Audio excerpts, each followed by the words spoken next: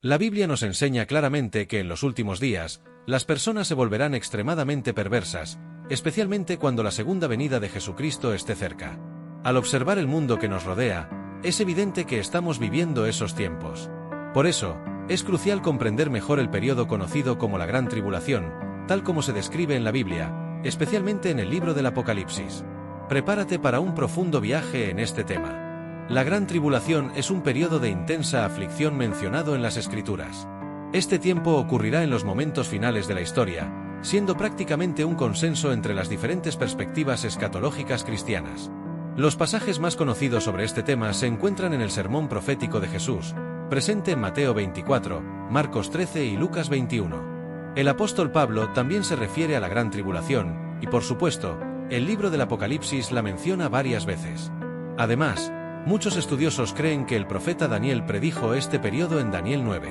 La Biblia no establece fechas específicas para estos eventos, manteniendo la tradición de no detallar el tiempo exacto en que ocurrirán. Sin embargo, las Escrituras nos informan que este sufrimiento vendrá en los momentos finales de la era presente. Antes de la Gran Tribulación, ocurre lo que se llama el principio de dolores, un periodo que se extiende desde el primer siglo hasta los últimos días. No obstante, hay mucha divergencia entre los cristianos con respecto a la cronología de estos acontecimientos. Algunos creen que la Gran Tribulación comenzará después del arrebatamiento de la Iglesia, siendo un tiempo en el que se abrirán los sellos y sonarán las trompetas, según se describe en el Apocalipsis, trayendo gran sufrimiento para aquellos que no fueron arrebatados.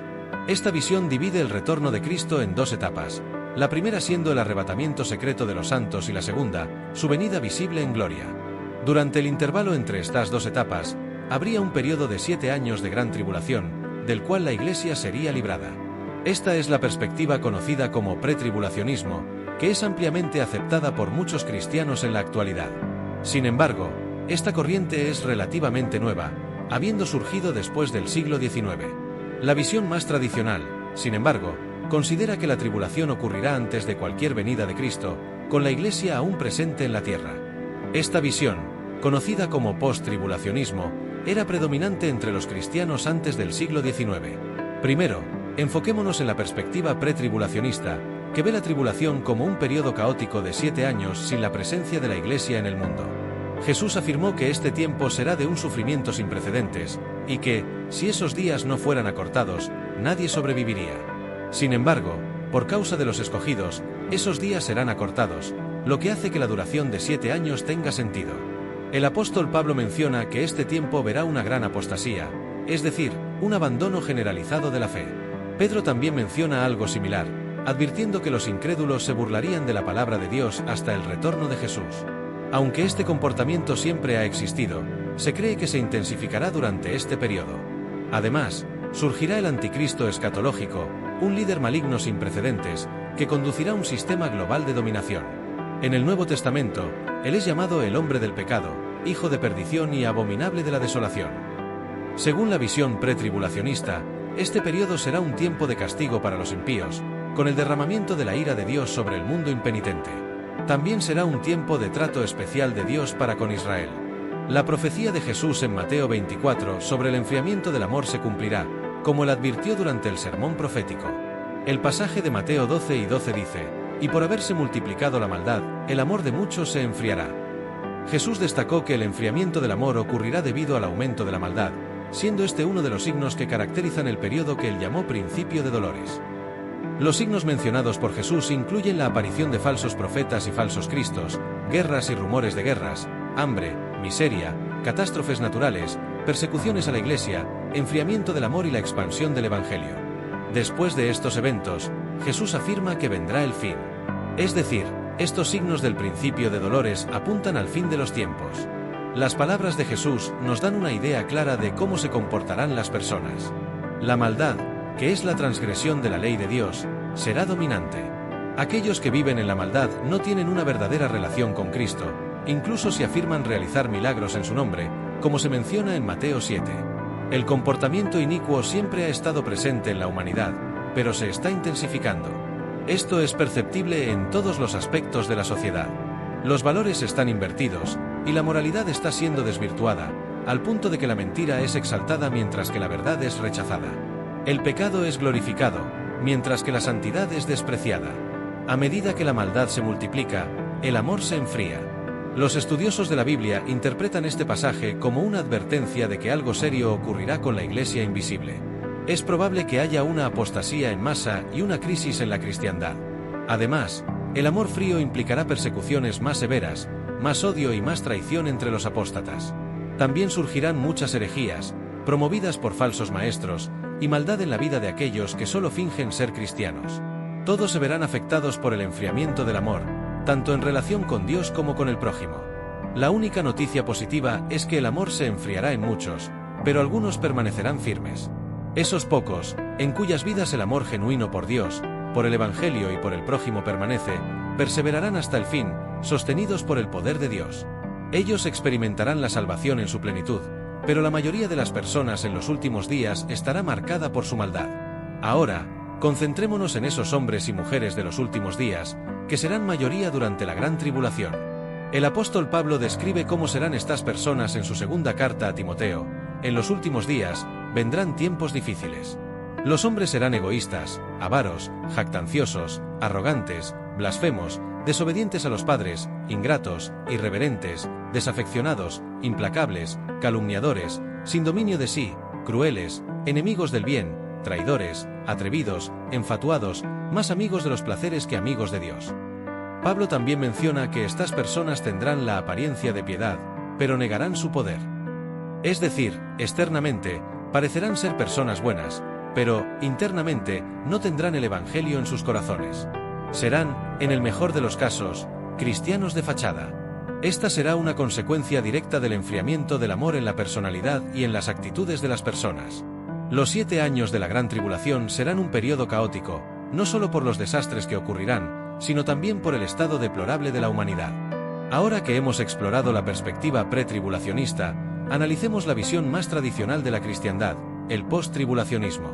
Mientras que la primera considera la gran tribulación como un evento que ocurrirá después de la venida de Cristo para arrebatar a la Iglesia, la segunda cree que la tribulación ocurrirá antes de la llegada de Jesús, y que la Iglesia pasará por los momentos difíciles de ese periodo, así como por los eventos catastróficos descritos en el libro del Apocalipsis. En esta visión, la gran tribulación no tiene una duración específica de 7 años, y no hay una segunda venida de Cristo. El arrebatamiento de la Iglesia y la venida del Salvador sucederán en un solo evento grandioso, conocido como el juicio final, que ocurrirá después de la gran tribulación. El libro de Apocalipsis, que significa revelación, fue escrito en 7 secciones paralelas, que narran la historia de la Iglesia desde el primer hasta el segundo advenimiento de Cristo. En otras palabras, el Apocalipsis cuenta la misma historia varias veces, de forma progresiva. Las trompetas, específicamente, se refieren al juicio parcial que Dios ejerce sobre el mundo, en respuesta a las oraciones de la Iglesia. Las trompetas representan un sufrimiento que afecta al mundo incrédulo, como una advertencia de Dios. Si los sellos del Apocalipsis muestran el sufrimiento de la Iglesia perseguida, las trompetas cuentan la historia desde la perspectiva del castigo sobre los impíos. El sonido de las trompetas advierte que los juicios divinos están cayendo sobre aquellos que no reconocen a Dios. Las trompetas se dividen en 2 grupos. Las 4 primeras describen juicios que afectan a la creación, y las 3 últimas, llamadas ayes, representan las consecuencias de los juicios anteriores sobre los seres humanos. Los juicios son severos, pero contenidos, porque Dios quiere dar la oportunidad de arrepentimiento al mundo.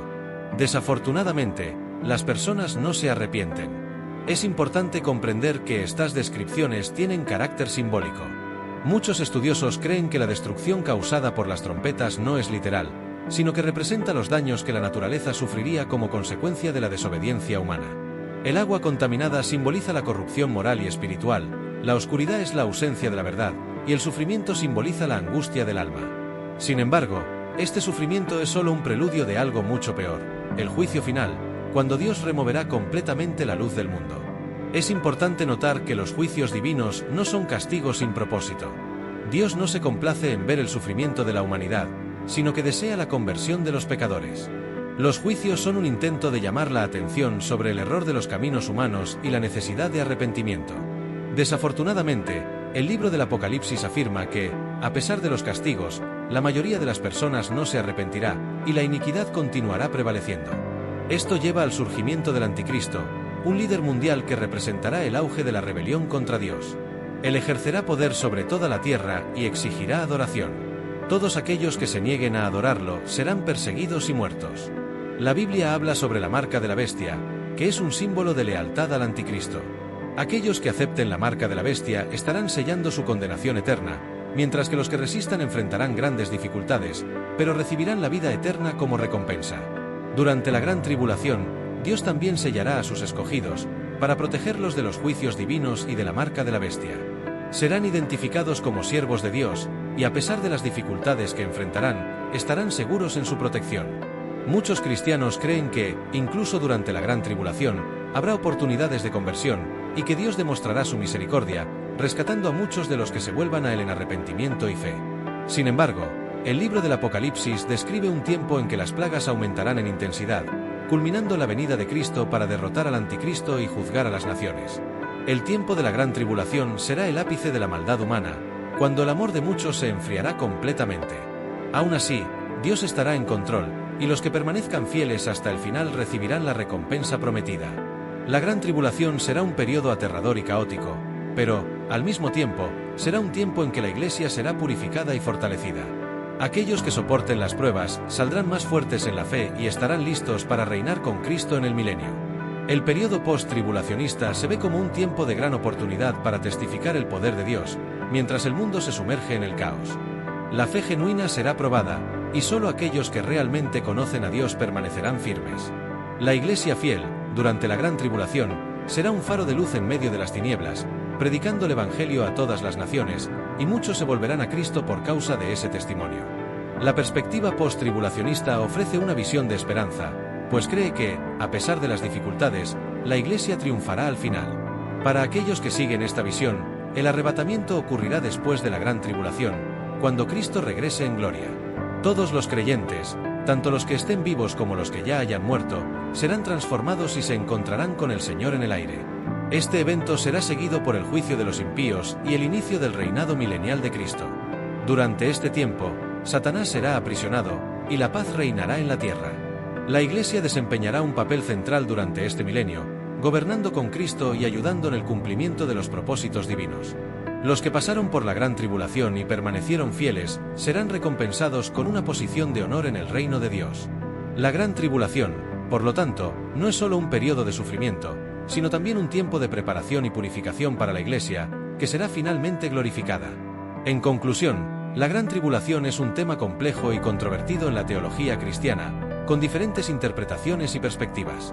La visión pretribulacionista ve a la Iglesia siendo arrebatada antes del periodo de sufrimiento, mientras que la visión post-tribulacionista cree que la Iglesia pasará por ese tiempo de prueba. Ambas perspectivas, sin embargo, coinciden en que la gran tribulación será un tiempo de gran sufrimiento y que, al final, Cristo reinará supremo. Lo importante es que, independientemente de la visión escatológica adoptada, los cristianos están llamados a estar preparados para el regreso de Cristo. La Biblia nos advierte que no sabemos ni el día ni la hora en que eso sucederá, por lo que debemos vivir cada día como si fuera el último, buscando la santidad y proclamando el Evangelio al mundo. Aquellos que perseveren hasta el final serán salvos y tendrán la alegría de entrar en el reino de Dios. Que podamos, por lo tanto, permanecer firmes en la fe, confiando la promesa de que, a pesar de las dificultades y tribulaciones que puedan venir, Dios está en control y nos guiará hasta el final. Que el amor de Dios en nuestros corazones no se enfríe, sino que permanezca ardiente, a medida que nos acercamos al retorno glorioso de nuestro Señor y Salvador, Jesucristo.